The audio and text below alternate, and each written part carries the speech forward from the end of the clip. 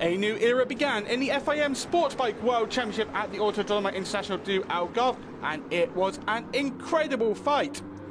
Kaz Bakeman's got the whole shot when lights went out on the 11-lap duel that opened World Sportbike, but he was soon demoted to P3 at turn 5 as Ferry Fleirackers and Jeffrey Bowes came through on their Suzuki machines. A strong start to Suzuki in World Sportbike.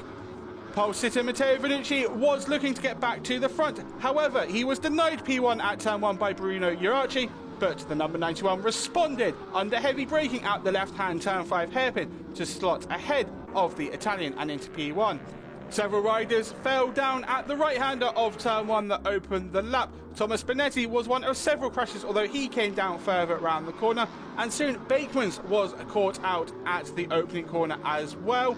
He was taken to the medical centre following this crash at turn 1, and he was diagnosed with right-hand, fourth and fifth finger abrasions. The race was red flagged and then restarted over a 5-lap distance, with Bruno Uraci starting from P1. However, the Italian did not get the best of starts for the restarted race and lost out to Jeffrey Bowes on the run into the right-hander of turn 1.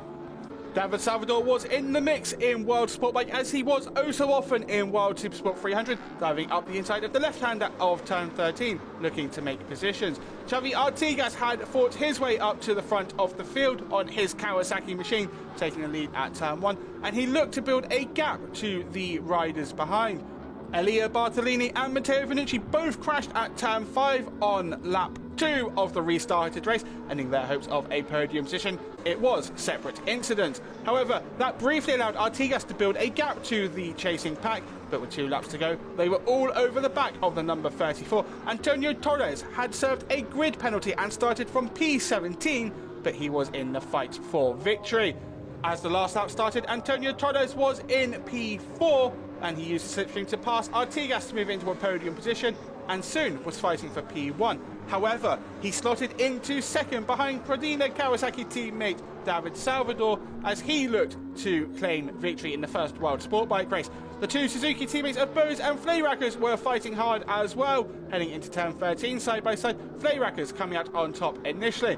On the run to the line, it was Salvador who led, but it was Torres who won, leading just a few metres of the race as he claimed victory by just 0.023 seconds, an incredible way to start World Sportbike.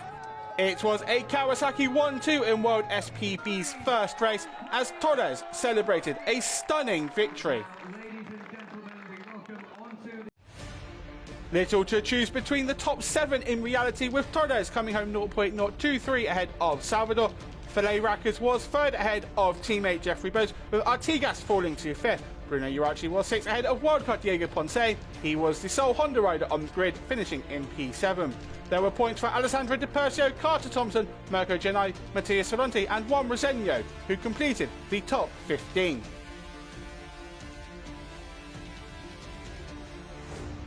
Yes, it definitely is very close, no? The more different.